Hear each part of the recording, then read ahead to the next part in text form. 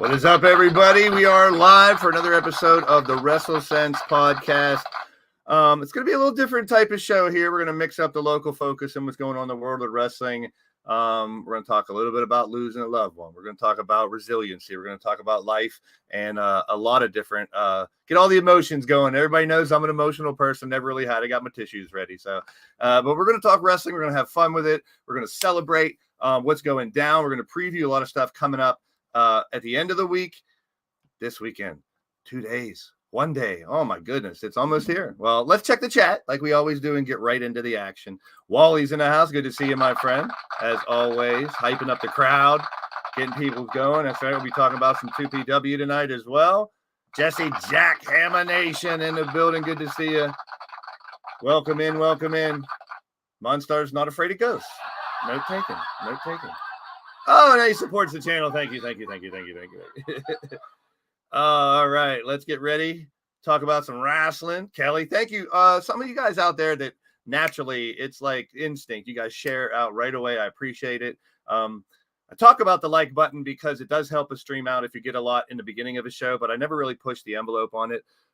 That is your prerogative. You want to wait to the end and decide if you like it. That's up to you, my friends. But we are here live with WrestleSense. We have a lot of, well, like I said, all last year and this year, no lack of wrestling news this year, for sure. And last year, I should say, but even 2023 starting out the same way. There's Riley Wolf. Possibility of having Riley Wolf on next week to talk some House of Glory wrestling. He has some connections up there working with them training. He wants to come on and talk. So our local focus might reach up into the state of New York here as well. So we're expanding. How about it? So, let's get right to it. Bring on the people that really mean the real content of the show. I'm just the host hanging out here, bringing everybody together and having some fun. But let's switch it up. Doc's in the building. What's up, my friend? What's going on, man? Pumped. Tomorrow night's going to be awesome. Cannot wait. 2PW. So many emotions in wrestling this week, right? Yeah, a lot of emotions. And yeah. Hey, that's pro wrestling for you. So we'll get at it. CJ? Yeah. Ready for your fight tomorrow? We'll talk about it later. Absolutely not. Absolutely not, but I'm going to give it the old college try. That's right, Jason. I've said it a million times. He denies. Thanks, brother. Appreciate it. Wrestling, buddy. There's definitely no quit in me, so Preston Evers is going to have his hands full tomorrow. And CJ's winning Comeback Wrestler of the Year in 2023. Well, we hope so. Oh, shit. That would be awesome. I mean, there's a lot of good people out there. So maybe it's time he pushes the reset button. Never mind. Yeah, I mean, I've been there before, done the reset button, had a nice little showing, but my focus right now is on that scumbag piece of shit, Preston Everest. So there was the 4 Lots of love in this room. There was the 4 horsemen. Could we call us the 4 dorksmen? Nah, I mean, you could speak for yourself. But... I was going to say, I'll be geek, I'll be dork. I'm not a nerd. That's the one thing. Geeky and nerdy is how you doing, Ray? Are you going to give the H a proper introduction? No, never. I'll introduce myself. Oi, cunts. I knew it was coming. So last time CJ came back this time he's not coming back from a massive injury. But last time he ripped off a referee shirt and jumped off a 15-foot steel cage. So this is very true. At least we have a little more sense in his head this time. He's going to the curtain the right way. A little bit of WrestleSense, if you will. Yeah, right. I guess we don't have a foursome because we got a special guest back again. So let's not waste any time and bring on our local focus correspondent, if you will. One of the hardest working girls in indie wrestling here in Pennsylvania for damn sure. Emily's in the house. What's up? What's up, ma'am? How are you guys? Tired. Good. Emily's in the house, but boss lady. I mean, who needs any kind of female Nashville police? We have Emily Doyle. She could take everything on. Oh my god, that was terrible. Oh my, that was terrible. Oh come on! I had to play with her a little bit. Use the word foursome before introducing her, like fire. I mean, he walked already. There goes that PG rating. And we got the pitch black matches started at Ray's house. I know Keith's watching, so I got to say it. Hello, dear. Emily, do you have? How you feeling today? How you doing? Stressed, tired. Yeah. What? Yeah. It looks like everybody. If I'm napping this way, just yell at me. You never. It's winter. Yeah. You never. Can you give us a little more volume, Emily? Is anybody else hearing Emily a little low? She's a little low. Yeah. Give us some. That's better. Yeah, that's good. Okay, cool. Oh yeah. You need to be louder with people like us. It's just the usual stress of show week and everything. So other than that, though, can't complain. So what do you got to be stressed? He's commentating. He's wrestling. I'll be in the crowd being an asshole. Yeah. I mean, well, we do have our highest pre-sale so far. That's what I'm hearing. Yeah. Speaking of that, did you reserve me tickets, CJ, or am I going to be standing outside? Like I messaged you what I sent to Ben. I don't know. Let's figure it out after the thing. So we're going to rumble a little later. We're going to talk about the week. We're going to hit our local focus. We're going to start out with the 6 senses. We got 6 topics to cover here before we get into what's going down. And all you digital eFed wrestlers out there, we're going to find out how these 3 fared in their match last week after the show. Stay tuned.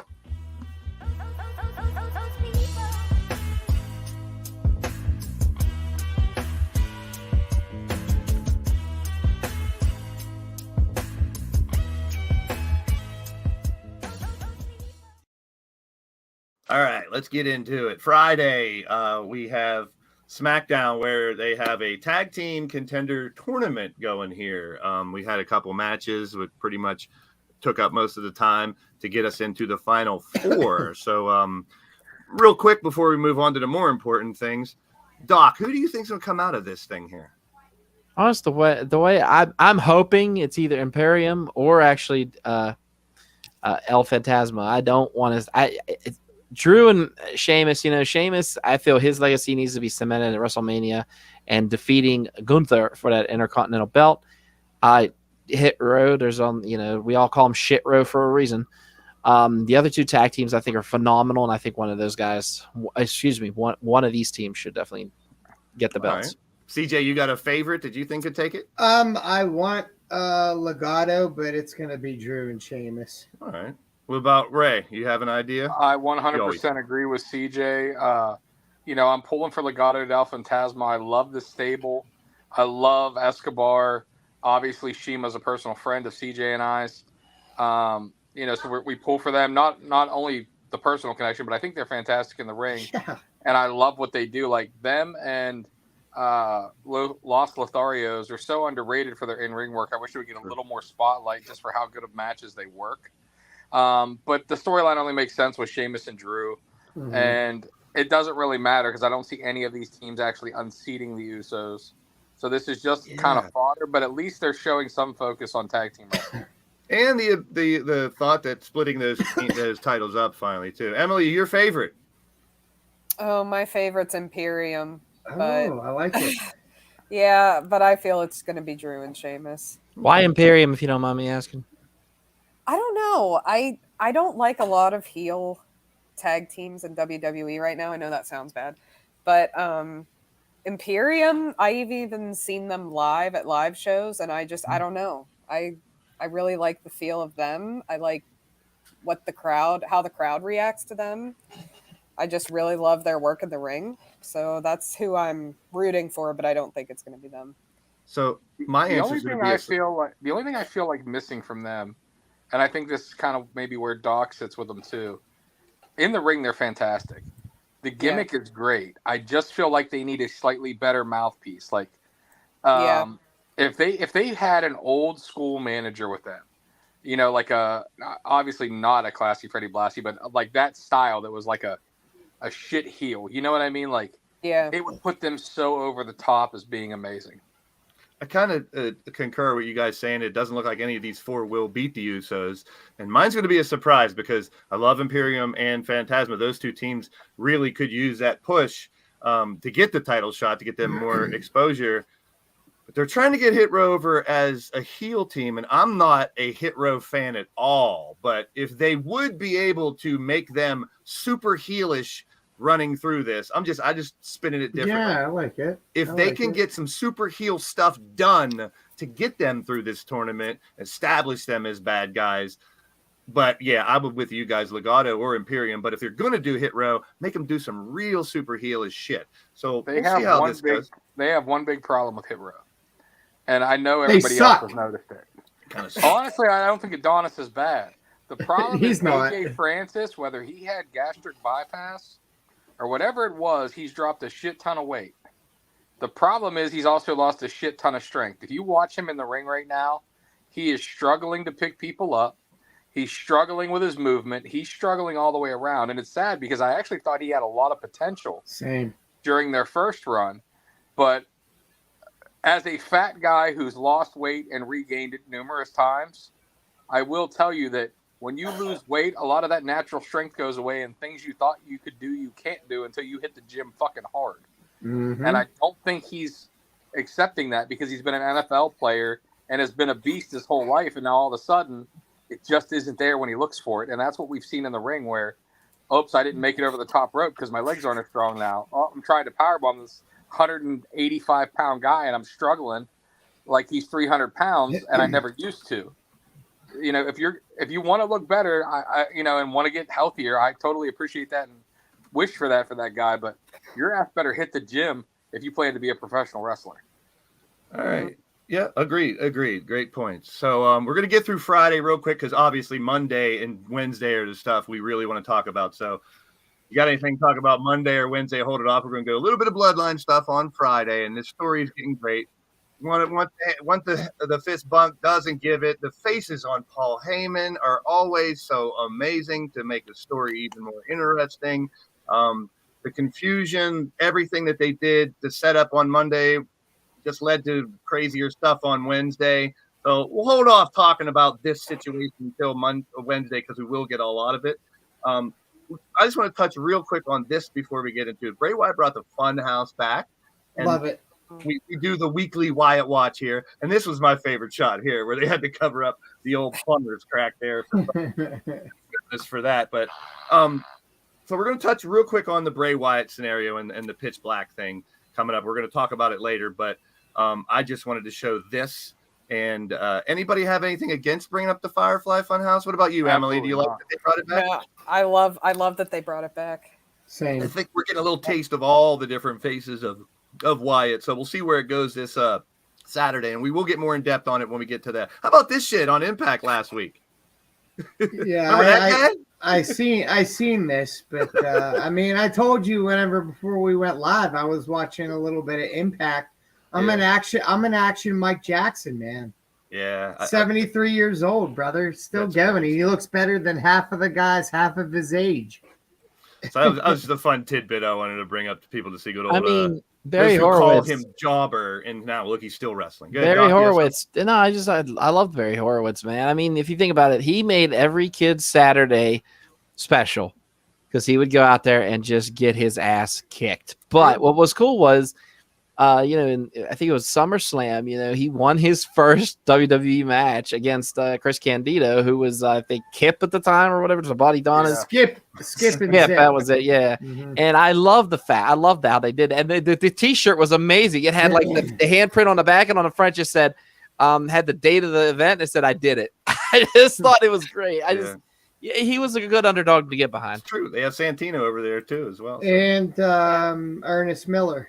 Yes, One thing I dig about Impact, like they can't compete on the money level with AEW or WWE, obviously, but they're just kind of carving out their own niche as something totally different. Yeah, I'd love to see Impact and NWA raise their bars. That would be cool. We could. And by the way, Barry Horowitz's gimmick would be Doc's gimmick if he was a pro wrestler. There you go. He's valid a point. Okay, let's get into Monday. We had the XXX Raw show. Moving some stuff around, having some it was a wild show. Let's get to the first point here, which would be legends. And there was a lot of legends all throughout the evening. We'll touch base on a couple specific ones, obviously. But CJ, did you have a favorite legend from Monday? The segment. Kurt Angle. Yeah. Oh, I got a great little tidbit for that. Just give me your answer, and then we'll get it in detail when we get to it. Ray, did you have a favorite moment with the legends on Monday? I'll give you two. One didn't actually happen, but it was because of XXX. So when Hogan's mic was cutting out, if you guys have not saw the Twitter feed of the Iron Sheik making fun of Hogan for his mic cutting out on Raw, go out of your way to check it out. It's freaking hilarious. I will have to. But he needs toilet paper. Yeah, that's Cheeky Baby is always par for the course for entertainment. Yeah. And then, I mean, I loved all the little moments and such, but the Undertaker coming out as the American Badass, and that kind of whisper where we're left to our own devices to wonder exactly what was said between him and Bray. I loved it, and I loved LA Knight. LA Knight is so good. Probably your best stick man in the company right now. Yeah. And I love the interaction. Dummy. Let me talk to you, Emily. Your favorite legend appearance on From Monday? I'm still partial to DX. Yeah, it was interesting. We'll get to that one too. DDP also showed up. That's a good one. Yeah, that's a good one too. I really did, though, like as much as I've been reading online, like the whole Undertaker Bray thing, like Ray said, like it really leaves you to wonder, like if he really passed the torch to Bray or if it was something else. Like I've been trying to figure out like what I think, and I think that probably was kind of what it was, because if you followed Bray's posts online, like it was kind of like he was so immensely proud that he never wavered from what he was or who he was the whole time he's been there. So I think that's probably kind of what it was, but I loved the whole show. The whole show was great. There was also a few little leaks, which obviously you got to take them with a grain of salt, but saying that Bray or that Undertaker told Vince personally to take care of Bray Wyatt, which I mean, obviously he didn't. He fired his ass. But I mean, so that shows that Taker was in his corner all the way back there. So maybe, with him coming back, there was some, exchange of pleasantries, exchange of, this time do it your way, something like that. All right. Doc, Rock, what's yours, man? I'd have to say, and it got me in the mood talking about it for a Mountain Dew Pitch Black. I'm going to say the Undertaker's return. Just the fact that I heard that music hit, and I popped in my living room. I marked the fuck out because we haven't seen the American Badass in a long time. And the passing of the torch, it meant something. It didn't just mean something to Bray Wyatt. It meant something to every fan out there that enjoys like the horror culture of professional wrestling. So it was kind of cool. I enjoyed it. No, it was not Monstar. I don't like, maybe an unpopular opinion. I hate the IRS gimmick. I liked him as much. I love it. I like I Mike. love it. I like Mike Rotunda. I like the old school. His just American basic- Express with Barry Windham. Mr. Sure. White Meat Babyface. Yeah. This is how the show kicked off. We just talked about a little bit. Hulk Hogan out, his mic cut out. I mean, I think with the Hogan and the Flair thing, they were like, "Here's what you say. Don't say anything else. You never know what'll happen." But good way to kick off one of the most notable wrestlers or faces in the world of wrestling to have him back. And what a mix of crazy stuff that they had throughout the entire evening. But that's how he kicked off the show. This, people were saying, is one of the best segments in the history of wrestling. I agree. CJ, tell me more. Why? Why do you think so? Just because of the words that Paul Heyman chose, and never in a million years would you think that Jay would come to Sammy's defense. I think I think this was a Michael Hayes produced.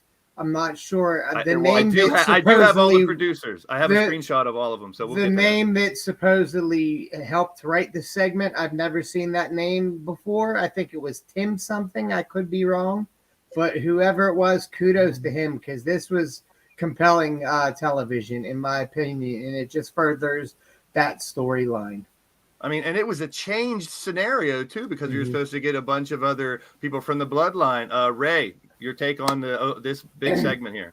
Well, I mean, you know that Paul Heyman was heavily involved, as he is with any segment to do with him. We saw Michael P.S. Hayes, who obviously is a veteran of everything. I mean, he's been around forever, so you knew it was going to be produced. But I'll tell you, from a booker and producer standpoint, what aided this segment the most was the fact that they went commercial free. There being no interruption in this segment, and them being able to have a 25 to 30 minute segment where the story could be told. We could read the facial expressions, we could read the body language, we could see the emotion going back and forth, and all that with no interruption is what made this all gel together so well and become so much more of a movie-esque segment than we normally get, because we didn't have a 10-minute, cap on it because they wanted to squeeze it between commercials. Yeah. And then we didn't have it. Oh, we're going to go to commercial and come back and they're still in the ring and nothing's happened because they had to waste time. That being commercial-free aided to it. I think it made it great. Everybody played their parts flawlessly, and I absolutely love where this storyline's going. But I mean, we're to the point now where if Sami doesn't get a payoff on this, God, that's disappointing. You'll hear my take on that later on. Me when we too. Talk about stuff later on. But Emily, what do you think? Jay, of all people in the bloodline, coming to the rescue of Sami. I didn't see it being Jay. Yeah, me neither. I love it though. It's a great twist. Yeah, I do. The other thing too is, when I was reading about it and everything, everyone's saying that they think Kevin Owens signed Sami's name for the match on Saturday. Oh, that's interesting. Just instead of his own. I would actually be more than okay with that. I haven't heard that, Em, and I love that. Yeah.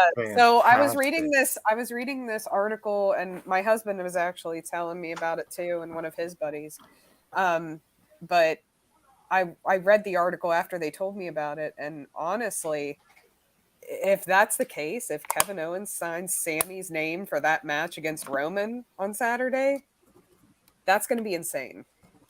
So yeah.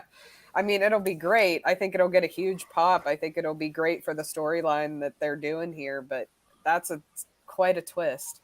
So they ended up evoking the Freebird rule out of nowhere, and then having a tag title fight, and you're still chance of the Usos, because he said Sami Uso's okay, even though the other one's not. So, Doc, your take on this whole bloodline segment from start to finish? It just showed that Roman ate his words. I mean, the fact that Sami stepped in there, was able to help Jay defend the tag titles. It's just more pounding on Roman. Roman doesn't want to believe that Sami's an asset.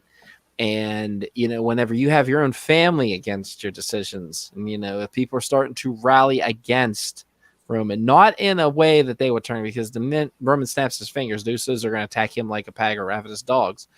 But the simple fact is, he's getting defied right now. This is the GOAT right now, or whatever you want to say, the tribal chief. He is losing everything at his throne, at his feet. and it's piling up to the point where he's going to be like, fuck it, and he's just going to take Sami out himself, I think. And he's going to be like, you either with me or you're against me, and everybody's going to put their head down and follow him out the ring while Sami's laying there. All right, that was good stuff. So obviously we'll get back to the Bloodline stuff when we talk about our predictions for Rumble and everything, but amazing segment, amazing show from start to finish. This is one of my favorites. Now I love them all, but there was mine. And I was never a big DX fan. I've said about it before. I was never a big DX fan. A lot of people love him. I didn't really watch as much during the Attitude Era, but Kurt Angle has always been a favorite of mine. When he came in there and said he always wanted to be a part of DX, this is one of my just the comedic part of it. I knew this was coming when they were talking about a special referee. I was like, he's gonna take his damn shirt off, isn't he? And he did. And the thing that I want to focus in on this one is when he said he always wanted to be a part of the DX. Now, what if Mr. Kurt Angle would continue to come back and say he always wanted to be a part of someone's group? And they do end up bringing the Hurt Business back. And the next thing you know, we get the Kurt Business. Jesus. Okay. No. You have way too much time on your hands. And just, Damn, just Kevin Dunn. The overall thought of him coming up and going to different groups and being like, hey, it'd be interesting for me to be in this group. For me, It would be fun. It would be funny. You know what, though? He looked like a damn rocket pop with that referee shirt on. All I can think about that popsicle with the red, white, and blue. Just to get into more detail, this is the one that really got a lot of people talking, and me as well. And I've seen Undertaker tweet this afterwards, and the hair on the back of my neck stood up when they were face to face. We talked about it last week. I said, what if we get an Undertaker Bray face to face? And the way they set it up, in my opinion, this was such gold. Throw him to him, have him hit him. And someone on Twitter said they slowed this down really slow to try to lip read, and it was something to the effect of something lives forever. So he's the passing of the torch is there. I think that's what it is. A lot of people were saying, like Emily noted earlier, is it a passing of the torch? Is it? And did you ever think we'd get this moment, Doc, where that torch would be literally passed in the ring? Not exactly, because I thought maybe, you wouldn't be seeing Taker for a long time, but this is WWE, this is pro wrestling, anything can happen. I will say this, though. I really love the fact that Bray showed fear in his face when he looked at The Undertaker. He still had that respect factor from whenever they fought at WrestleMania. Just the simple fact is you have The Undertaker, who is like, he's the king of the mountain. He's still, in my eyes, he's still one of the kings of the mountain. And I mean, the fact that like Bray had that little bit of fear told that story that, Bray's running rampant now in WWE, but when Undertaker's in front of you, you show respect, and that's exactly what he did. Told a great story. At the same time, the comedic nature of this, like even Yetis throw some all over social media. It's like, what did Undertaker say? Wrong answers only and stuff. And there's some gold out there. And I'm glad you brought up fear, because I think that's what the quote was with the guy tried to say, face of fear, it lasts forever or something, or it's lasts forever, something like that. He might. I don't really care what he whispered. I just think that this is a great moment. Emily, how'd you feel about it? I had all my hairs on my arms were standing up when I watched it. It was surreal. I don't know. Like, I think just because of everything that Bray's been through, like when Vince fired him and having him be brought back and just him actually having this moment with Taker. And like he said this week, like on his social media and everything, just staying true to himself. And I mean, Triple H has even said himself, he has the best and most creative mind in the business that he has ever had, but he needs somebody there to reel him in. Yeah. So it doesn't get too out of hand. Speaking of like steering the ship and reeling in and stuff, WWE on their website actually released a behind the scenes photo gallery. It's pretty decent actually, but there was one photo in there that I thought was freaking awesome. They showed Taker before he was going out, like getting on the bike and stuff like that, but they had a photo of the gorilla position, and in it you had Triple H. He was in his DX garb, his leather jacket and everything with the headset on. Sitting next to him was Bruce Pritchard with a headset on, and sitting next to them was none other than William Regal with the headset on. So not only is he working backstage, apparently he helped produce Raw 30 and is going to be in a lot more prominent backstage role than anybody thought. Because I'm all for that. Yeah, I don't think he's going back to his just scouting thing. I mean, at least the way it looked in that picture is that he was part of the gorilla position and running the show. So he's only been back for a few weeks. Mm-hmm. Saw other pictures of Undertaker they're putting all over because after this segment, and I never knew he was a redhead. Yeah, they showed pictures of him a kid. He's CJ. Mark Calloway was ginger as fuck. Yeah, I guess so. You're right if I think about that. CJ, will we see more Undertaker, or is this like the final passing the torch? He's going to kind of go off this year.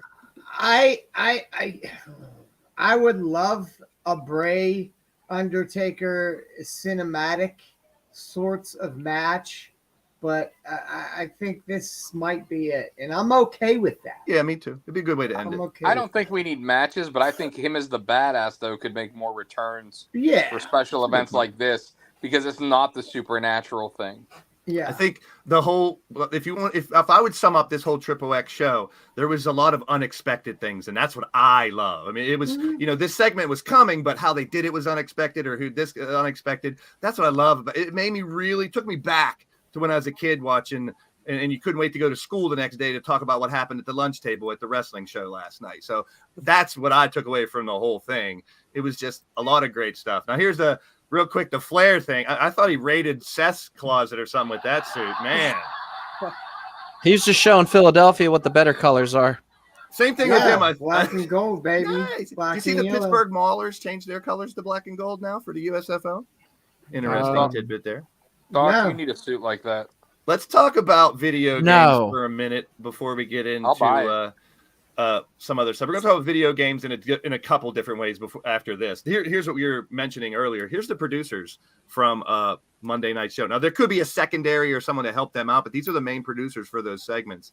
And the one stuck out for me is the Bray segment, booked by Abyss, produced by Abyss. I'm not surprised. Yeah. This is awesome. Yeah. I didn't know Jason Jordan was producing. Yeah. He's actually one of the main producers now under Triple H. Yeah. Very interesting when I saw this pop up. I was like, oh, cool. And Michael Hayes, no surprise, him getting his hands dirty with this stuff. But into the video game stuff, I did a stream yesterday on 2K23 or the day before about the release date, all the details that are out now. Definitely check that out on my channel if you missed it. I'll be updating everybody as more things come out. March 14th is the early release. March my 7th. Birthday. Is it really? Yeah, so I'm actually considering buying the Super Edition just because it's out on my birthday. It's kind of cool, so why not? Did you hear the AEW video game news? I'm getting to that. Oh, okay. I have something for that. I'll get back to you when we get to that one. So the 2K23 stuff, I have to buy the iconic pack because running the eFed that I do, if any person that created their character used something that was in Showcase or in a DLC or in the top tier, I can't download them. So I kind of have to buy the best one. But I'm pumped about War Games. We'll get into this more when it gets closer to the release. And like I said, check out my stream. I did about almost a 2-hour stream just talking the stuff about the game. And I had a friend of the show, Vince McSham, who has done this commentary stuff.'s the one that does the real good voices and stuff for the Jesse Ventura So he's fantastic, and he's not as optimistic as I am because the last couple games have been shite. So we'll see where that goes, and we'll get into more detail. I was impressed with 22. I really liked 22. I thought 22 was a fun game. Well, I think too, with 22 being the first one of that with using that engine, that they're going to get a lot of bugs worked out with 23. Well, they're taking the engine from some of the other parts of the game into universe mode, which I'm really excited about because that's what I use on a daily basis. Instead of just plugging in the matches, you can plug in little cutscenes in between from what I'm hearing and really make a show. And that takes what I do to a completely another level. Trying to get that PG or teen rating. Fight Forever. They had a poster came out yesterday. It said "Wait Forever," and they had all the pictures. Everybody looked like they were 90 years old. But my opinion, before we get to Doc, because I know you have a talk on this, with these video games, the way it's going, if you're going to wait longer to get it right or make it better, I have no problem with the delay. From what I heard, it was supposed to come out early. So if they're going to wait and try to enhance it, make some changes to make it better down the road to bring it out later on this year, I have no problem with that. I'll be busy enough with 23. But what do you have on this, Doc? I just think the fact that after 2K put out their commercial with John Cena and actually have a release date and have everything planned, I think it kind of lit a fire under THQ's and AEW's ass a little bit. Right. You saying you actually took the joke. I was actually going to do the wait forever joke, but what I'm going to say is, like, we have been waiting forever. I've had almost $10 already down at GameStop on this game, and people are like, "Are you sure you don't want to move this to another game?" I'm like, "No, I don't." Good point. Because the minute I move it, them motherfuckers will put a release date on it. That's all there is to it. Just for anybody out there, I'm not a gamer. I don't actually play these wrestling games. I manipulate them to make my own federation and stream it for everybody out there. So yes, it was fun. I love watching people play the other things in the game, but not necessarily. Did you see this, Doc, while we're at it? This, I think, intrigues the shit out of me. Check out this little thing. Did you see that they have this? Yeah. Somebody saw it and they want it. It's very cool. My wallet's already saying. It's bad enough that all three of those guys are on his dresser. They don't even go into the bin of doom, as I like to call it, the plastic bin of doom with all the other wrestlers. No, those three get special treatment. They're in their chairs, sitting, commentating, I don't know, his farts during the night when he's sleeping. All I gotta say is that yes, that will probably be in the Doherty home, upon release date. Hold on, you want to see somebody's face light up? Come here. We need a Doc. Let's keep Tony Kincaid's theory right that I always use my son to get over. Look what's coming out. Wait, what? Yep. You see it? Wait, what? Does that mean you want it? Like, okay. Straight A? Yeah, straight A's. I know. You got straight A's. Hey, everybody, he got straight A's today on his report card. Right? All right. My son. Oh, boy. Right? All right, I'm done. So I put him over enough. The digital, I call it digital wrestling. A lot of people call it CAW because it's create a wrestler. But what I did was I created Doc, I created Ray, I created CJ.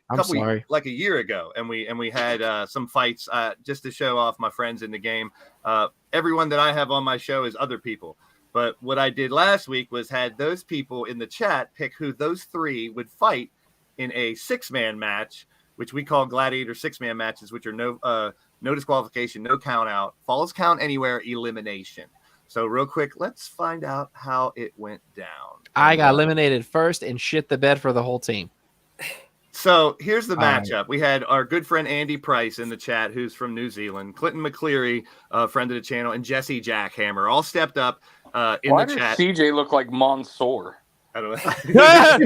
You look like a fucking male model in that picture. I mean, I'm okay with that. Oh, I'm sorry. I just had pitch black go through my nose. CJ Sensation. I guess. In the ring there. Those three challenged him, and here's how. It's kind of funny how it went down, man. The AI made it really entertaining. The first fall, as you see on the bottom, CJ Sensation DDTs and slams Clinton McCleary on the concrete. Doc sneaks in for the 3 count. Oh, that makes sense. Did I really? Fucking douche canoe. So hey, fuck you. I gotta do something. I don't know how to do. I don't want to wrestle. And I say it all, and your storyline is you are a former commentator turned wrestler, so that's why you're wrestling in like dress pants and a belt. CJ's the former wrestler, and you guys were part of the Steel City committee group that I had. That's the logo that Ray has on there, and I did remake you guys' outfits. You'll see that in a second, and here's why.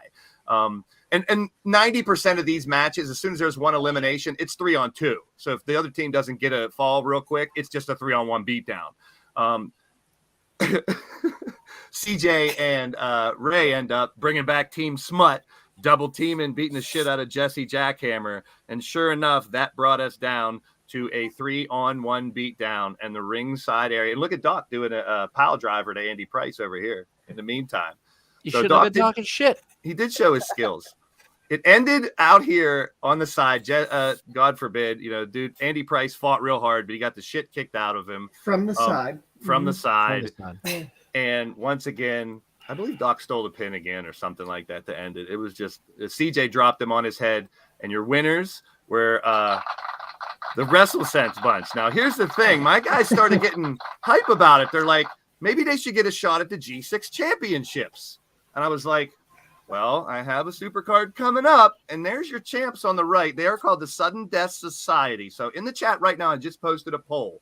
They're going to be dead, all right. This match is going to happen on February 14th. Montour means business. We call it Violent Times Day, February 14th, live on the Blaise Radio channel. It will be WrestleSense versus Sudden Death Society, but it's up to you in the chat to vote, yes or no. Will this be for the G6 championships? Of course it will. I'll read Because now. I don't know if you know this or not, but I'm kind of a big fucking deal. Yeah. Okay? If it's not, it'll be a qualifying match. So if you beat them, you'll get the title the next time. My dude looks like a cross between Spinner Dunn if he had sex and impregnated Tito Ortiz. All right, so my CJ and my dog isn't that good, but that's a spot on DH Bruiser. It's like you kind of look like Louis Spicoli. Yeah. What the fuck? Thanks. You're gonna have to bring down the nose a little bit and the chin bones. Oh, Jesus Christ! So my even boobies ain't Brooklyn that big. Joker in the chat, one of the three champs says bring it on, and I think it's 89% vote right now. We'll check on that later to see if this will be a title do I fight. have the pencil in this league? Because if so, we're definitely getting the belts. Oh, I don't think we need you to have the pencil for these jobs. you should switch me out. Make Emily. Put Emily in there. In case she's tougher than I am. Boss lady. I do have a. She has our locker room in check, so we have a Battle Queen women's division, so you could definitely be part cheers of to it. you, babe. I'll be live after this. We're doing our stable war right now, which is 8 different teams of 11 fighting to be the stable champs and get all the title shots. But it was fun just to see those guys fight on leaning towards death wrestling, and I'll be doing a little more tonight. So it looks like it's still at 90%. We'll check the poll here later on and see where. Let's lean towards the next segment. So let's get more. Let's get on the emotional side. We're going to go a little bit different here, and we're going to talk about the passing of Jay Briscoe, the fight last night on his birthday. His brother came out and fought. Like I said, I got my tissues here ready.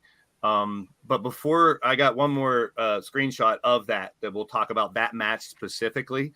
But before we get to the Briscoe Jay Lethal one, and I want obviously everyone's comments on that one, I want to talk about the show as a whole first before we get to that. And I'll start it and we'll go down because I thought, number one, booking that match as the final match was the right call. A lot of people were talking about how do you come back from that after if it's match 1, 2, or 3.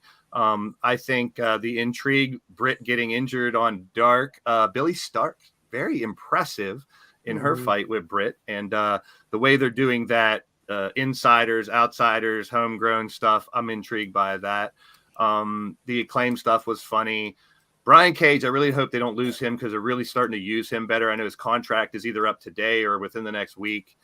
And Darby had a great defense here. So before we get to Briscoe and Lethal, Doc, anything else about the show in the whole you'd like to discuss? Well, you talked about the whole homegrown AEW ladies versus the WWE, I guess, side of ladies that are coming in.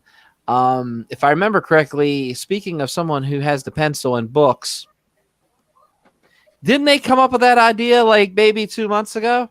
I'm not going to put DH. Yeah, I am going to put DH over. Fuck it. He had that idea 2 months ago. Yeah. Well, tell me you didn't. The weapons are there. No. I mean, you can actually go back on here, and I pretty much laid it out. Yeah, I just think it's hilarious because as soon as I'm watching it, I'm like, is right now Ray Keller is assaulting a husky and pissed off at the world. But go ahead. So he has 2 huskies. They're adorable. It only makes sense. The one thing. Okay, so whenever AEW came into fruition, we had some big name WWE guys come over.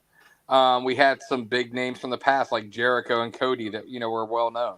We had a lot of big indie names, but what they didn't really have was any women's wrestlers that were of major notoriety. I mean, some of them had some indie intrigue, but there was no big free agent women to come over when the company first started. So they did what they had to do. They built a women's division from scratch, and they did it. They got flack for it at certain points, but they did an excellent job. I mean, Britt is over like Rover and is a legitimate star. Thunder Rosa before this last little snafu had gotten over, and they've done a good job with what they've had. But now you're to the point where contracts have expired. Saraya got cleared. And they've been bringing people over and trying to infuse the women's division with new talent. And it only makes sense, too, especially as you're getting, like we said, the bigger name stars like Toni Storm. Yes, she was kind of a larger name, but she was not a multi-time, WWE Women's Champion or anything like that. Unlike Paige, who was, one of the biggest stars in WWE. So having Paige come over is the catalyst for them to be able to do something like that. And honestly, what we saw last night between her and Soho was a great match. I enjoyed it. Mhm. I want to see Ruby flip eventually Me and too. join that group. I want to see this become a true NWO-esque, like, encompassing thing for the women's division. Because one, as we all know, and it gets complained about all the time, which I think the AEW does a pretty good job with their women's division. But they complain that there's not enough stuff on the women's division. There's not enough on this. There's not enough on that. Who gives a shit? Like, it's a wrestling show. It's going to be wrestling. Sometimes there might be 3 women's matches. Sometimes there might be 1. Sometimes there might be 4 tag team matches. Sometimes there might be 1. It is what it is. But having a storyline like this with the homegrown talent, the AEW originals, whatever they want to call them, versus the outsiders, the establishment, the billionaire club, whatever you want to harken that back to, it's going to get a bunch more women on TV, give us a bunch more feuds and a bunch more in-lines to have matches. And there's a lot of inroads to go with this feud where we're going to see a lot of turns coming up. As I said before about how Britt and Hayter were becoming baby faces just because of the crowd. So is Jade Cargill, and I want to see that flip happen. So, you know what I mean? Yeah. Like, there's a lot of intrigue that can be around here. We're seeing they've obviously planted the seeds with Sheeta already. Who Sheeta is a homegrown AEW, if you want to say it that way, because she was not known really in the U.S. until AEW.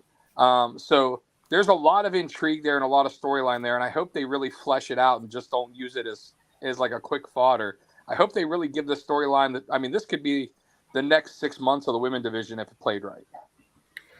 CJ, other than the Briscoe lethal thing, anything you want to point out from last night you enjoyed or didn't like or whatever? I actually really enjoyed Jungle Hook. Intriguing. I did. Because I think Jungle Boy is a star in the outlet. He's already a star, but I think before all is said and done, you're going to see him as a heavyweight champion. And Hook is just like a legitimate badass. And the banter between Ethan Page and Matt Hardy is phenomenal. I love it. I agree. So, I love seeing all this young talent get there. A lot of people said with the first couple of years of AEW, bringing all these WWE talent. I mean, I think they did a really good job of having them kind of court people along, and now we're seeing most of the champs are all the quote unquote homegrown or young people. So the future is bright, man. The future is bright, in my opinion. Emily, did you have anything you want to talk about other than the Briscoe lethal match from Dynamite? Not really, because I didn't get to watch it all yet. No problem. Fair enough. Fine. That's fine. Well, we spoiled it.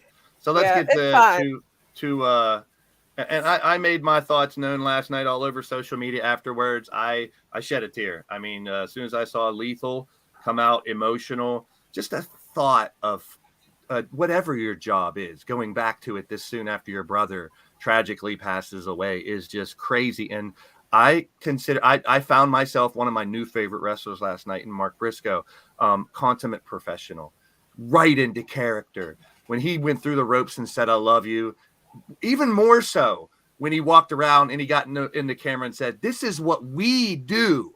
I mean, he's still in that mold of the Briscoes. And I never knew the story about him losing his teeth. I saw that earlier today. They were putting all over. And that's the thing right now. Last week I said, and I think it's starting to come to fruition and will be more, I wanted his death to mean something, to make a change, to bring more. And it did already, where Tony Khan, from what I've heard, Fightful and stuff, reporting that he has been fighting since day one for the Briscoes to be on TNT, never gave up. So all those people that, I don't even want to talk about the Warner stuff and all that.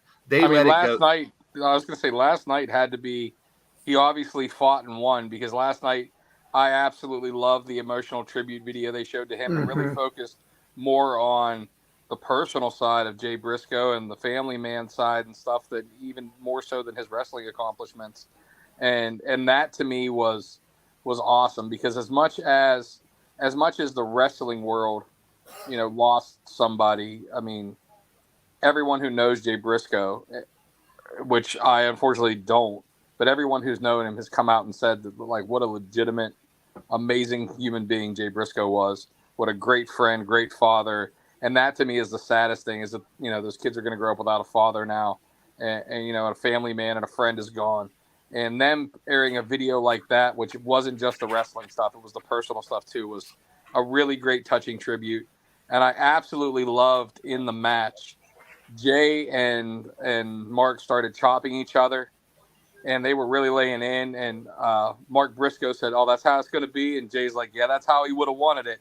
And then they just beat the shit out of each other. And I love that. Yeah. Like I love when that emotion comes through. I mean, obviously, we saw Jay holding back tears through the whole match, but then they really, I mean, what's a better tribute to somebody who loved the sport than to going out there and tearing it down? Mm-hmm. And you brought up tribute, which is so great. And I think about AEW these few years. Look what they did for Brody Lee. Look what they did for Owen Hart. I mean, they brought his name back in to do that. So Tony Khan has always been about, memorializing and really giving respect to those we lost. And I said it in my post last night too. What I took out of it is celebrate your friends, your family while you're alive. You never know when it's your time. Now we just celebrated the anniversary of the death of Kobe Bryant too, which is another sports figure that tragically died in the middle of nowhere. So I mean, these things need to have a purpose, a reason. And going forward, I would love to see a Briscoe Cup, a Briscoe tournament to name not only the new tag champs, but maybe that's our new Crockett Cup along with that Owen Hart. It can be the singles tournament, Briscoe Cup, or whatever can be the tag tournament. CJ, your thoughts on the match number one, which to me, how can you put away that personal stuff and just get right into work? That's so professional. Because I mean, he said it best. That's what we do. Yeah, it's great. I mean, if you want to look up true consummate professional in a wrestling dictionary, it's going to be a picture of Mark Briscoe. There was not one thing about that match that I thought could have been better. It was exactly what it should have and needed to be. It was, in my opinion, obviously the best match of the night. And, people, not that they slept on Mark Briscoe's talent because they were so used to him being a tag team wrestler. Both of them could go as singles wrestlers, and he proved it last night under crazy circumstances. But the dude, I mean, they both were always and will always be stars, but he just proved his worth as a professional wrestler last night.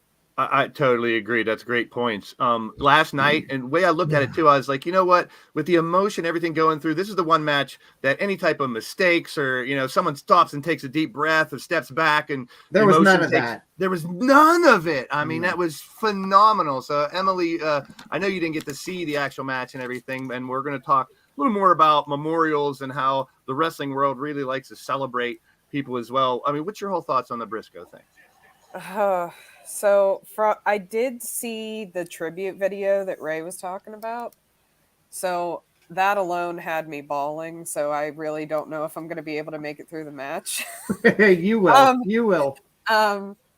But I heard, because my husband watched clips of it and parts of it, and he said the emotion that was just in that ring the whole time, you just knew that everything they were doing, it was flawless. He said it was incredible.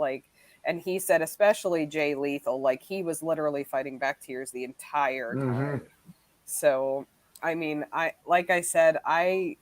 think, just from what I've read and everything and not having watched it already, easily what CJ said, but match of the night worthy. But I don't even know if I'll be able to make it through the match if I couldn't even make it through the tribute video. Do yourself a favor and make sure you watch it because I will. It's touching. And one thing I know, everyone here has been around professional wrestlers. You've been in the back. Obviously, Doc, you've been commentating now for 15 years. CJ's a veteran. I was trained by a legend. We've all seen it where, in the backstage area prior to a match, I mean, these guys are barely able to walk, barely able to tie their shoes. We all have aches and pains and bumps and bruises, but the minute they go through that curtain, they just turn everything off. And you can see last night, Jay Lethal was fighting that back because even though as much as he wanted to just shut that part of himself off and go out there and be the professional and do the match, he was fighting back tears. He was fighting back the emotions of losing his friend. And then Mark came out and and did the same thing, man. And I love that they showed the emotion. But like you said, bell to bell, they got a job to do. They were trying to put that tribute out for Jay. They were trying to tell a story in the ring, and they did it beautifully, regardless of everything that's going on. And I think that's one thing that professional wrestlers, it varies a lot. I mean, we've seen great stories about like Brett Favre, you know, whenever his father passed away, he went out, you know, and had one of his best games as a professional football player, stuff like that. So athletes that can zone themselves in, and I think wrestlers have to do it almost more than anybody because we're becoming somebody else when we come through the curtain. Right. You know, you lock into that zone, you become something different. And even, it's not even just the wrestlers. I mean, when I was, you know, a commissioner and I had to go through the curtain, you got to turn it on. Doc, you know, he does it for 3 hours as a commentator. He's Doc, but he's not Doc. You're turning something else on. You're becoming something else. And you have to put whatever the hell's going on. Like, you know, I might have had a phone conversation with my wife where we cussed each other out 15 minutes ago, but I can't then go and be all salty on commentary or be all salty in the match. Like, I got to shut it off and I got to do my job and I got to, a purpose. Yeah, that's Yep. me That's never right. wrestling. That's That absolutely really right. opened my eyes. But Doc, we know Jay has been an ROH champ. These guys, two of the greatest tag teams of one of the greatest tag teams of all time, obviously. So here's my question, along with your comments on the whole situation in the match. What do you do with Mark Briscoe? I say whatever he wants. If he wants to be specific ROH or will he be AEW? I mean, so let me know what feelings, emotions you have about this whole match. And I think we have a new star right here in Mark Briscoe, in my opinion. And the question was always, could he go like his brother singles? They both have great singles careers as well. Where does this go from here? And how do you feel about the whole situation? I feel that Mark Briscoe could do whatever the hell he wants at this point. He can go to AEW, ROH, do both. You know, if Tony wants him to do it. I mean, the possibilities are endless for Mark Briscoe. They were endless when he was in a tag team with Jay. I mean, the Briscoe brothers. I mean, when you think of the word endless, I think of the Briscoes because my God, those guys can just adapt and do anything that their wrestling ability lets them to do. It was I like to say a beautiful ending for Jay Briscoe. I think that the match itself, the passion behind both competitors, the fact that Jay Lethal couldn't even keep a straight face. You know, he had that that was his best friend. I couldn't imagine losing anybody in this business. I'd be a mess, but you know, like at the end of the day, I hate to say at the end of the day at this point, but I will. At the end of the day, you have to suck it up and do it. I mean, I'll get personal for a second. My first wife left me 5 hours before I was supposed to do an RWA event. And it was one of the worst, like, you know, it was painful. It was hard. I mean, not like losing somebody. Don't get me wrong. That's the worst. But I felt like someone ripped me apart, and I went out there and I probably put on one of the best shows I could because I said to myself, I'm not going to let some piece of shit ruin me. And like Ray said, you have to turn it on. And I did it that night, you know, and it was kind of cool. My co-host at the time, Church, looked me right in the face and he said, you know, fuck. And I'm not going to give that person the credit that she doesn't ever deserve. But he said that, and he said, you know what? You did it. You came out here and you fucking did it. And that's a memory that I'll have for the rest of my life. Just like Mark Briscoe will have this memory for the rest of his life, you know, putting everything aside and doing this for his brother's name. You know, Jay Lethal doing this for his best friend's name. That whole damn locker room that you see in that picture right there, just for Jay. That was for Jay, and it was beautiful. Yeah, and from what Tony said, there's going to be more. I mean, sure, the Super Card of Honor, we'll find out more, but just so much emotion, from start to finish. This kind of, I mean, I know I really talked about earlier how much we all love the Triple X show. This made me forget about it. This is real world. This is life. And it's more than the rest about of the show. What to do with Mark at this point. What I would really love to see, and I'd like to hear your guys' thoughts on it, but again, if I had the pencil, I would extend the Freebird rule to Mark Briscoe and let him pick his partner for defenses. And it doesn't need to be the same partner every time. Like, I would like to see a cavalcade of anybody, as you said, a continued tribute to anybody that wants to pay tribute to Jay, to step into his shoes, fulfill his obligations, take his spot. You know, maybe at Supercard of Honor, we have Jay Lethal, who just did the match, be the partner. Maybe we have a Samoa Joe. Maybe we have an Adam Cole. Anybody step in and keep those titles going. And honestly, I'd like to see Mark Briscoe keep those titles with a cavalcade of partners for a year. You know what I mean? Like, and they'd have amazing matches. I'd like to see Dax or Cash come in and step in and be a tag team partner for him. You know what I mean? Pay tribute to Jay by doing the work that he couldn't finish. I like that. I really love that. I mean, the way, like I said too, at the same time, even if he does relinquish the titles and he goes singles, I think he could be a world champion. So in ROH This is a little sidebar I wanted to bring up, and it kind of goes along with you saying, like, you know, earlier about how this is going to be a change for the good. A lot of people are going to continuously grieve over the loss of Jay Briscoe, and there's two things I'd like to point out, and this is why I can connect with it just like everybody else so much. If we didn't have the passing of Jay, like we all know unfortunately happened, the way Mark was in this match, you never would have been able to tell that he lost a brother, a family member, someone close to him. And yes, while there is going to be grieving, and I think you guys would agree with me on this, yes, there's grieving, but last night started the healing process. Absolutely. Yeah, absolutely. So definitely prayers, thoughts all go out to the Pugh family. What a great moment, and to cap off what I would say is an amazing show again. So we're going to keep kind of the same theme, not really somber, but more of a celebration, as what wrestling does is celebrate and memorialize these people. We're going to go into our local focus here and talk a little bit about a big show here in the local area in Prospect Pro Wrestling coming up tomorrow night. And let's get into our local focus.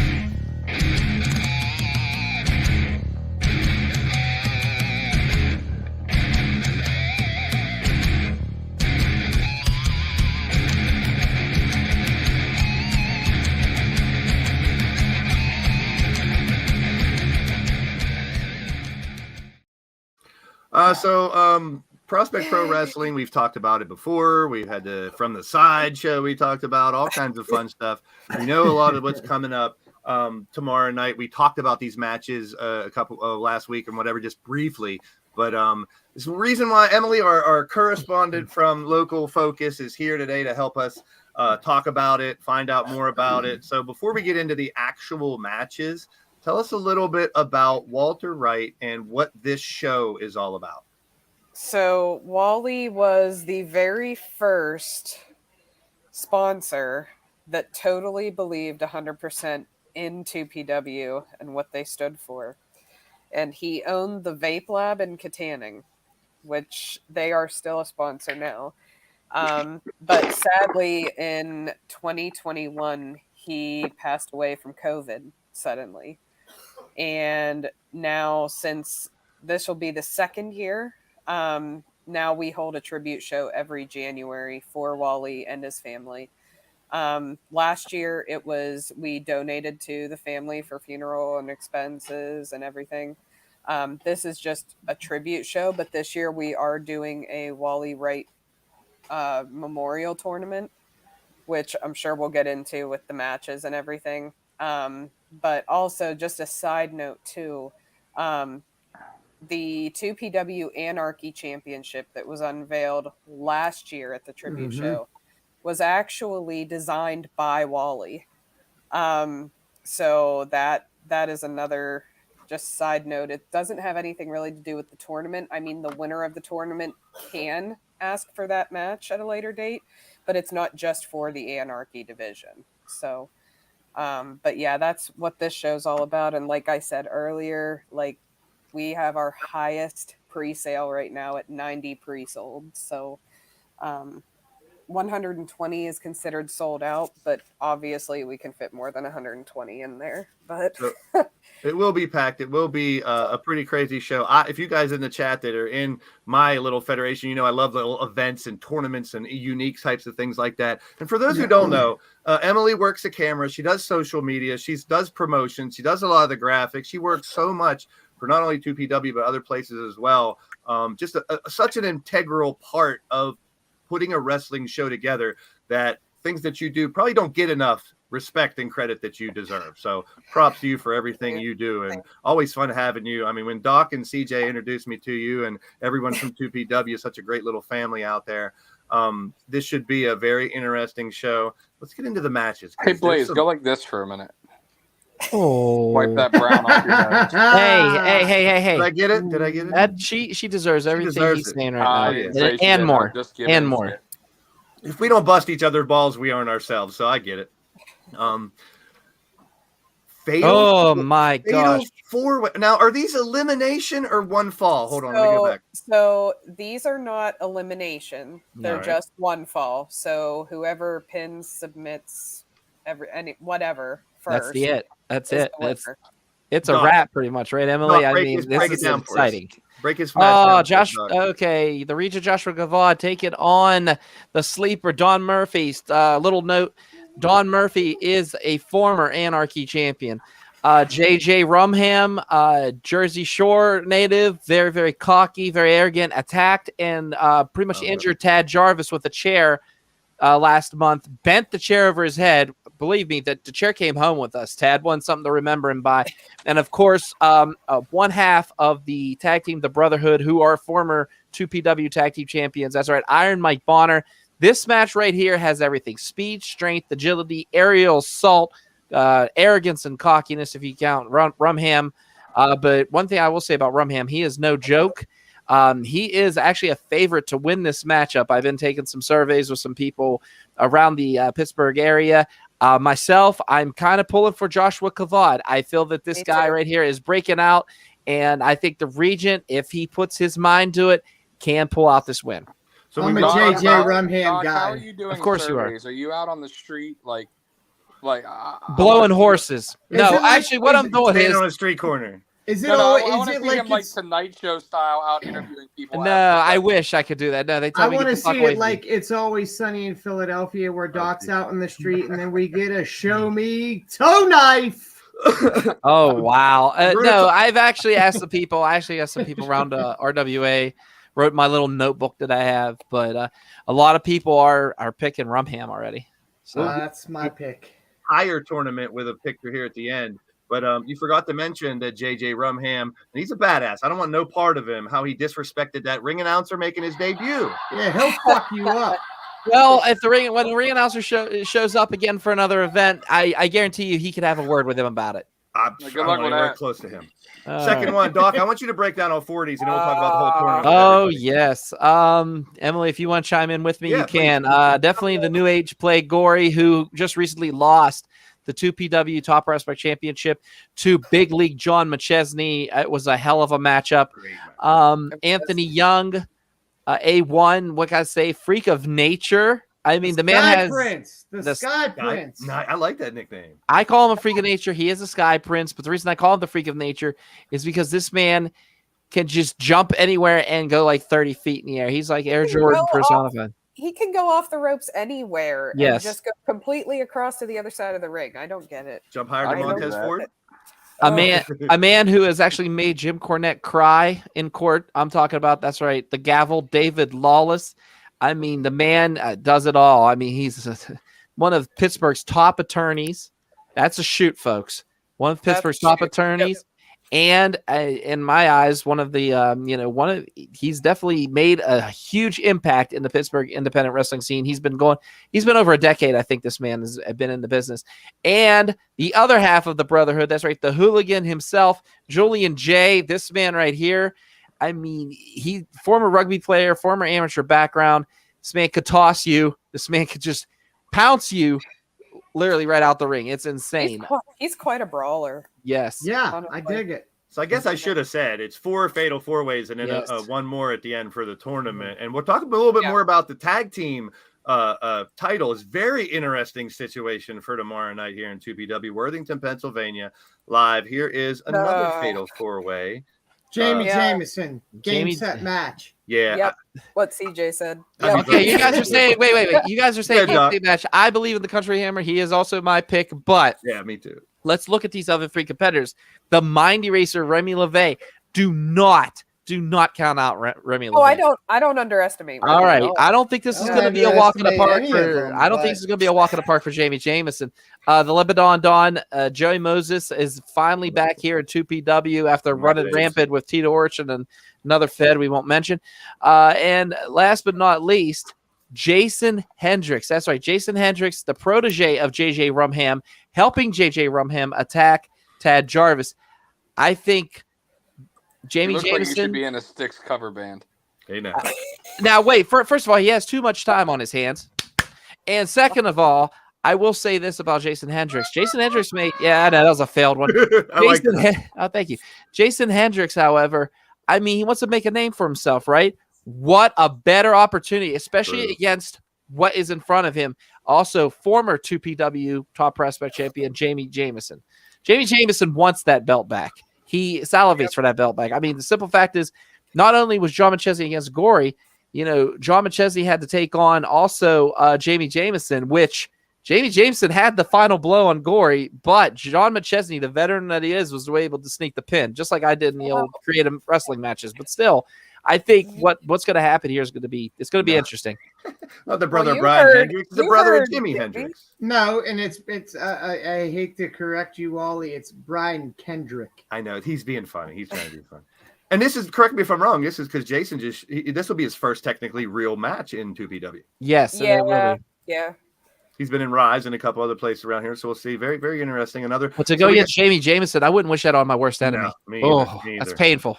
So we have the 4 fatal 4-ways. There's one more. The That one. winners will fight each other. This is the final one here. So break it down, Doc. Lots of hatred in this match. That's right. To run on Stevie LaBelle taking on Satan Survivor Philip Archer and Xander Gabriel, who has turned a new leaf. Not the kind of leaf I thought I'd see, but of course the Breaker of Gains turning his back on Stevie LaBelle last month in 2PW Arena. I was shocked because Stevie LaBelle has had Xander's back through everything. He was actually his coach out there, trying to help him against the sleeper Don Murphy.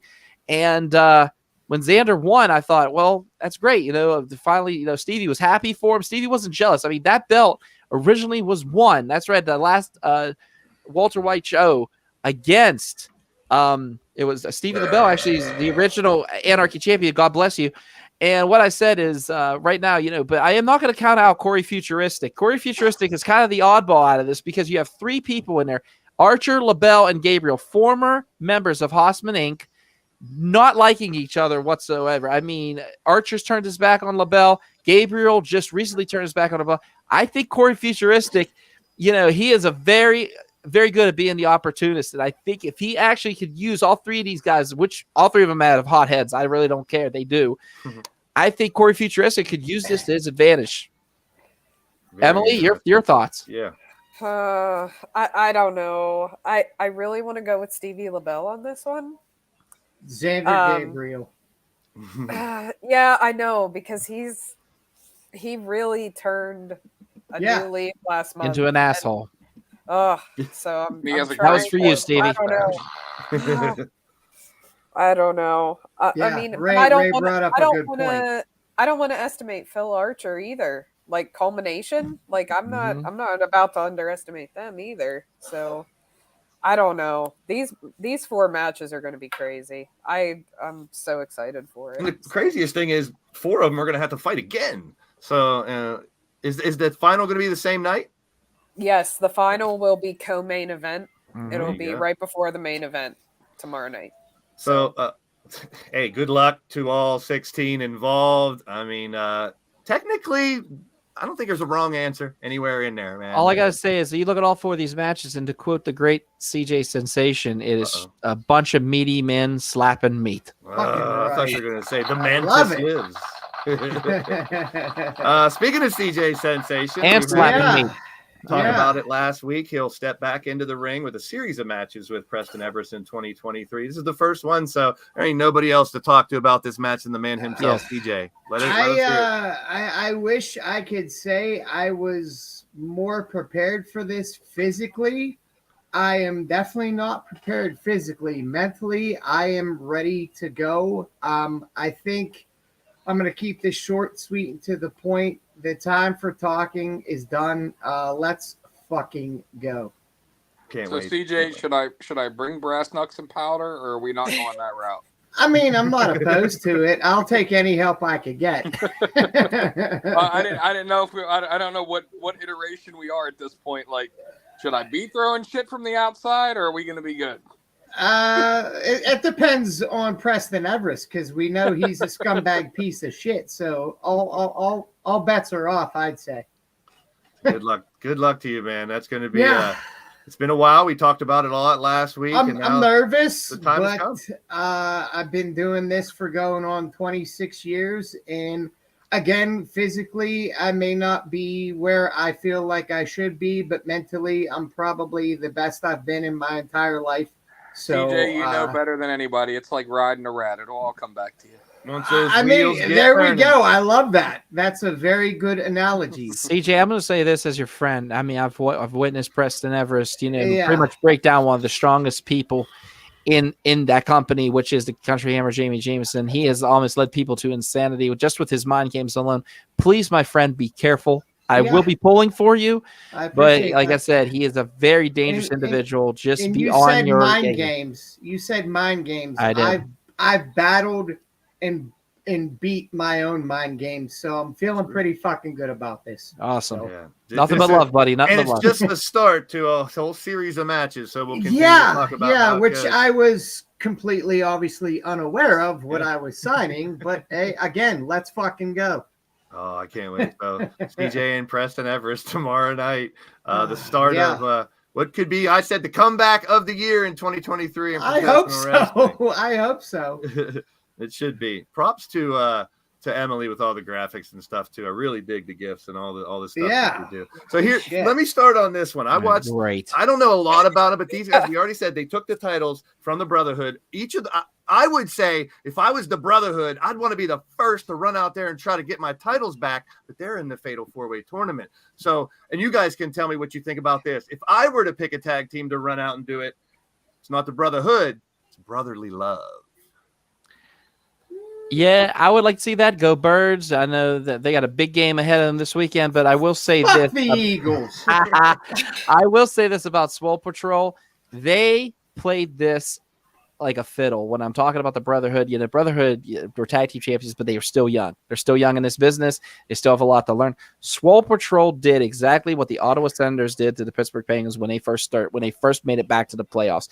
They went in there, they smacked them in the mouth, and just took the series 4-0.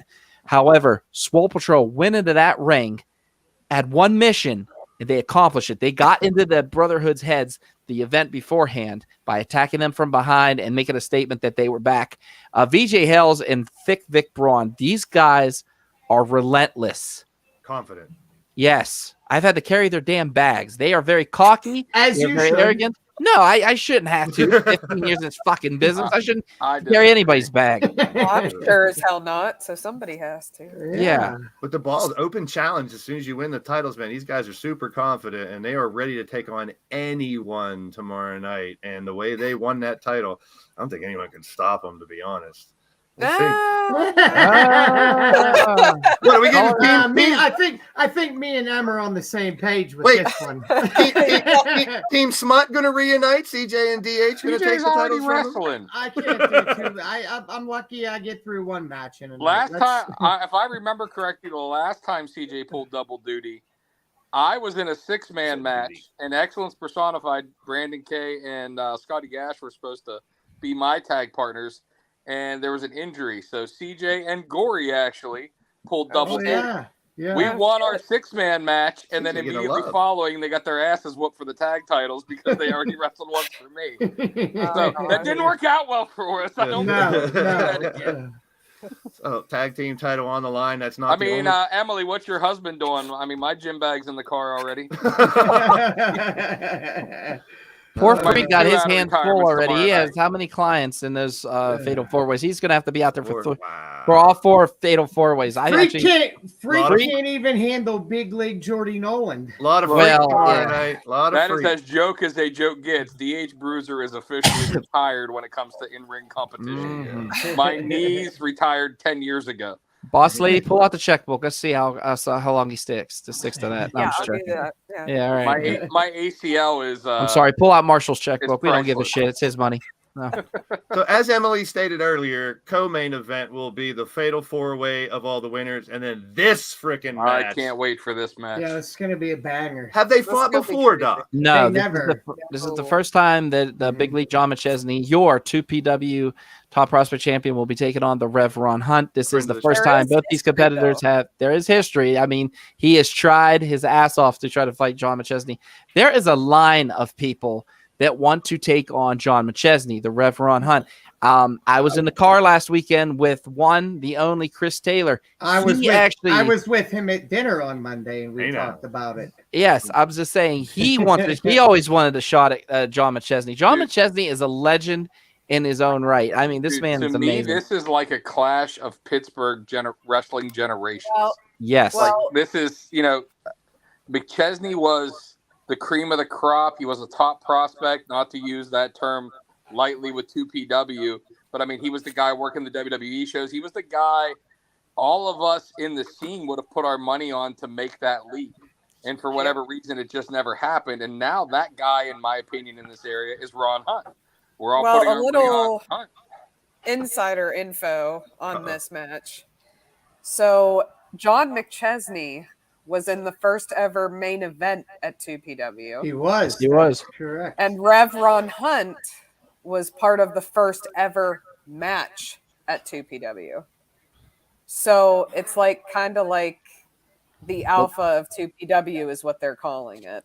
A lot of historics in this matchup. Correct Correct me Lots if of I'm wrong. historics. That show just got released for free on IndieWrestling.us. I did share that out the other day. They now Yes. have that for free. You can go watch that the first show, and see where 2PW started Prospect Pro Wrestling. It's a really fun show. I sat down and watched it, and I was like, wow, amazing what they've started with, what they're doing now. And I'm sure for years to come, Prospect Pro Wrestling is going to be pumping out talent here in southwestern Pennsylvania. Tomorrow night's going to be an amazing show. Emily, you're more than welcome. Come back next week and talk about what went down. Will do. It's going to be a fun one, ladies and gentlemen. Crazy. Local, we always say support your local wrestling wherever you are. And you can watch it on IndieWrestling.us. All the links in the description of the show here as well. Let's talk about the Royal. Let's talk about the Royal Rumble Frickin' quickly because it's Rumble. 10 o'clock.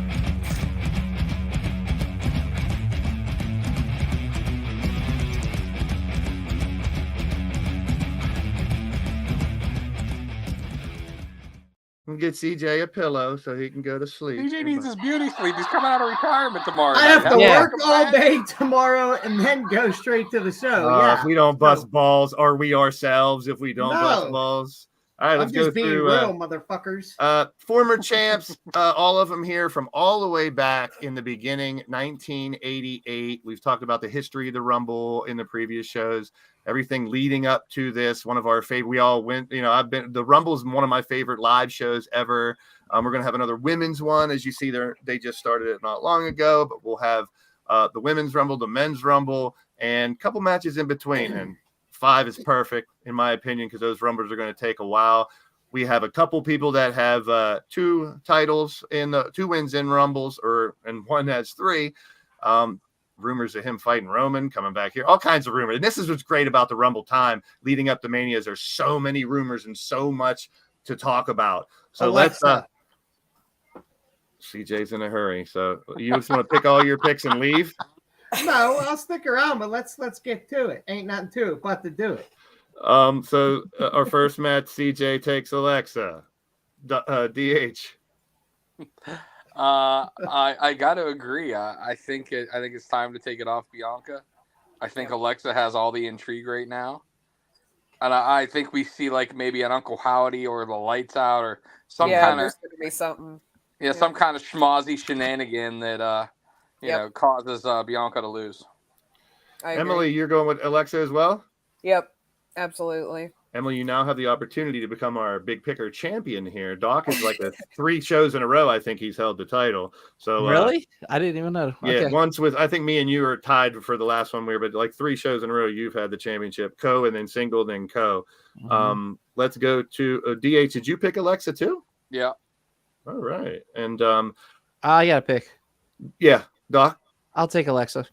All right, I'm going the other way. I think we're building up to this Bianca and Rhea. I want to see at the at Mania, and we'll talk more about that why in a little while. How Actually, you that's know gonna what? go. Never mind. I changed it. I actually changed my mind. No, I actually there's a reason. I was Fair enough. thinking about this Imagine why last Doc night. won 3 times in a row.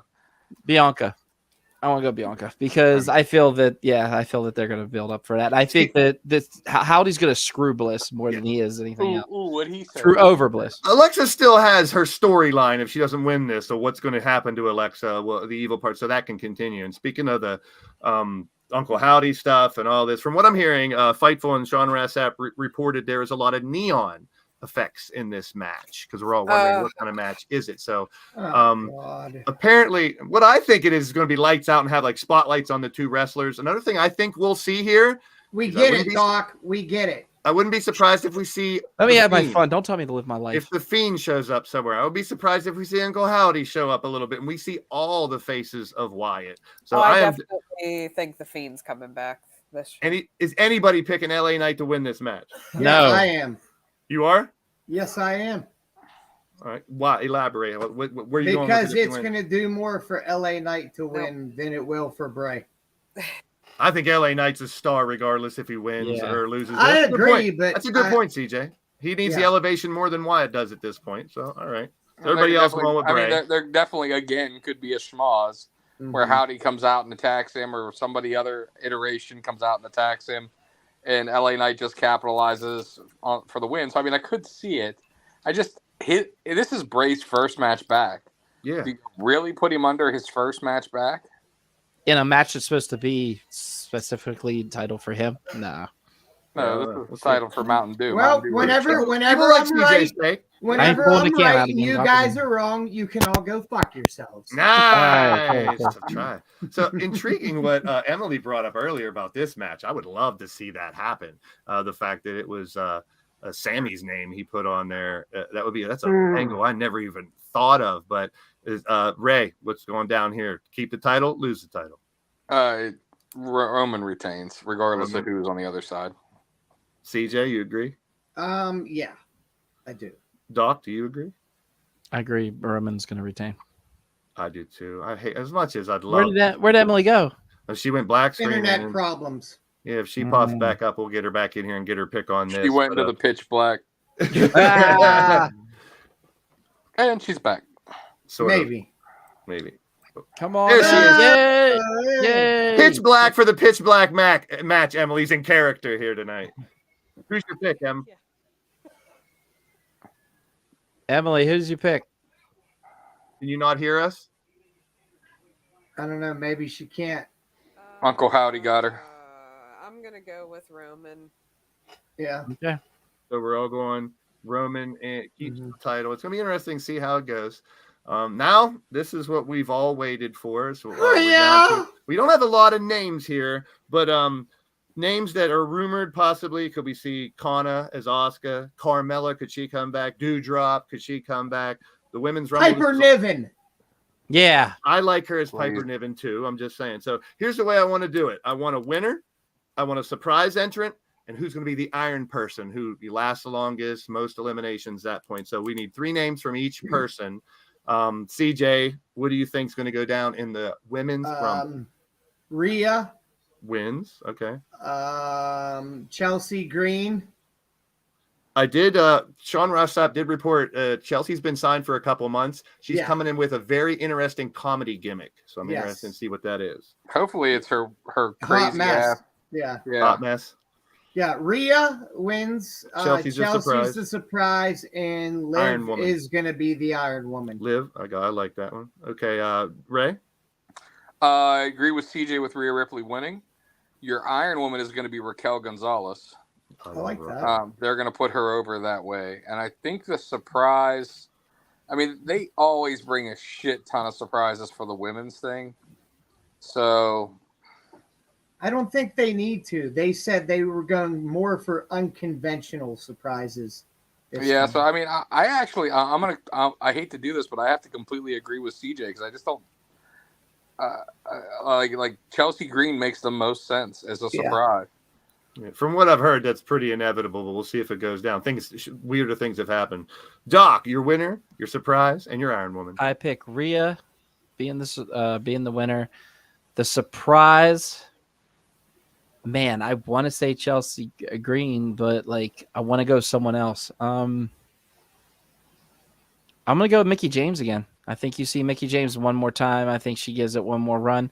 And I feel that your Iron Woman is going to be the woman beside Liv Morgan on the picture, the Shayna Baszler. Good pick. And I'm glad you brought up what did you just bring up I wanted to talk about? What did you just say right before that? Baszler, and I said Mickie James being the surprise. Oh, Mickie James. Yeah. Last year we got under Vince, keep in mind. We got Mickie James with the Impact title. So I'm excited to find out what Triple H has up his sleeve because I think he's going to try to do some fun stuff. Word was Vince didn't even know she was the Impact champion at first. Well, yeah, and he didn't want her coming out with the belt. That was like always in the cards and like before Vince tried nixing that. But the fact that it happened still, leads me to believe we're going to get some nice surprises here tonight. Emily, winner, surprise, and Iron Woman. Winner, Rhea.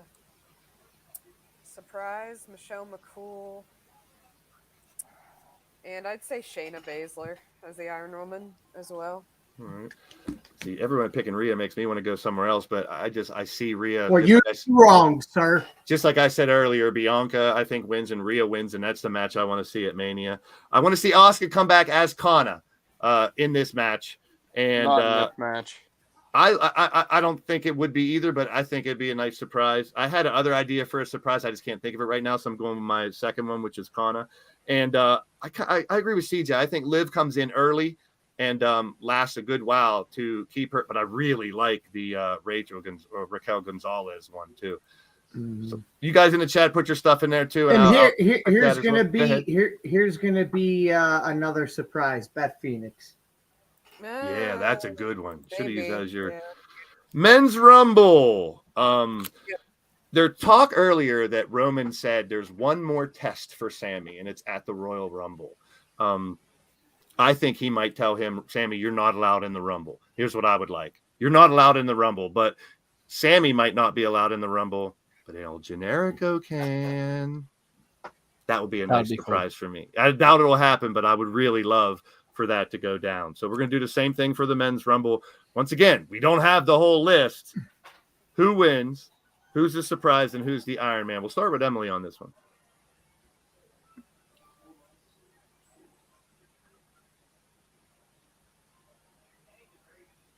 Emily? She might be wonky again. We'll start with CJ. Oh, Cody's Emily? the winner. Cody? Okay. And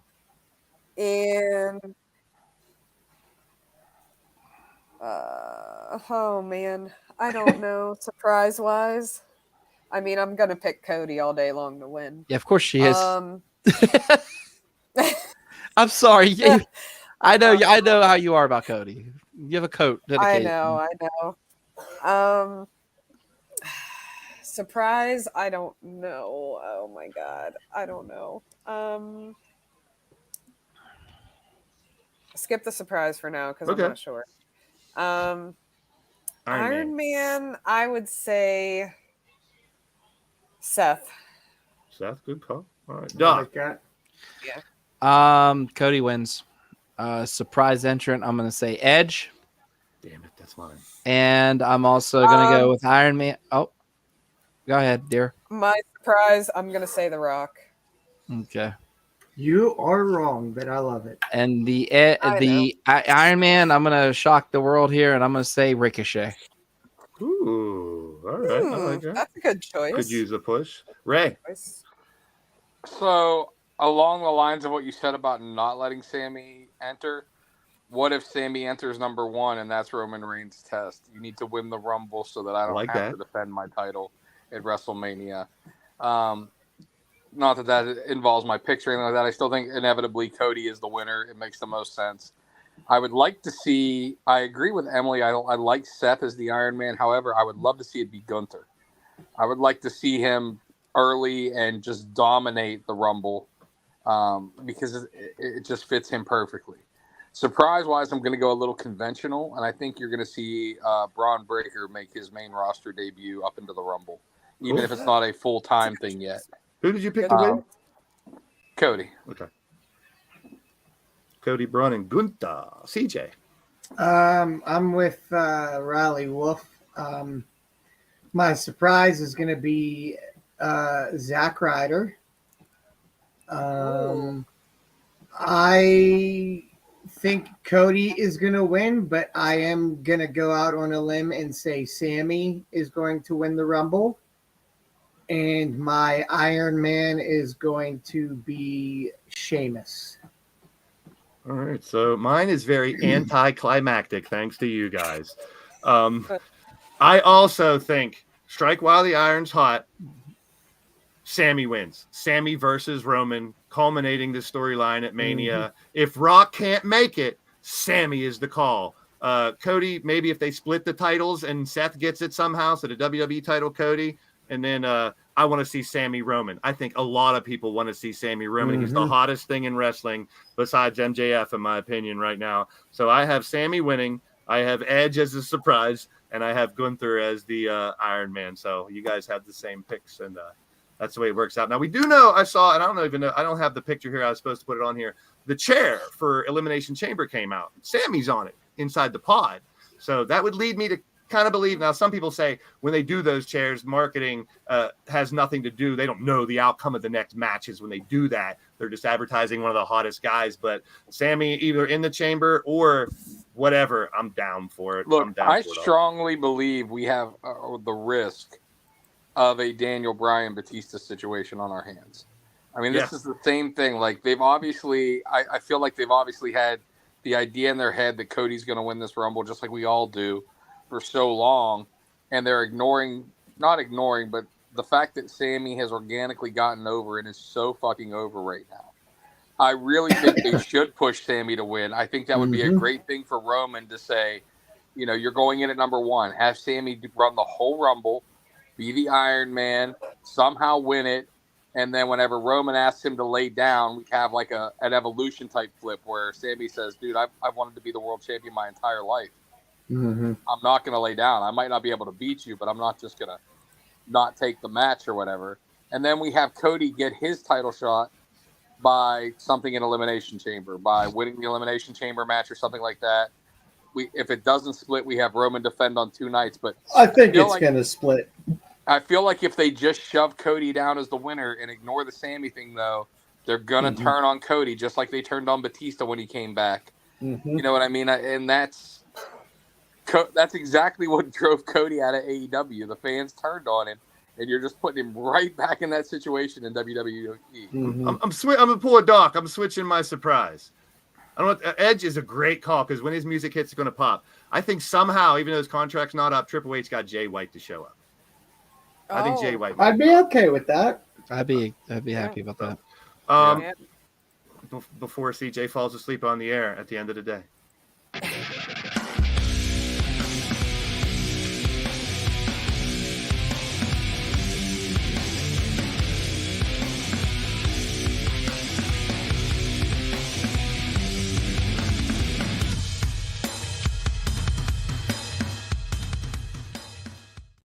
All right, CJ, at the end of the day, my friend. At the end of the day, it's the end of the day.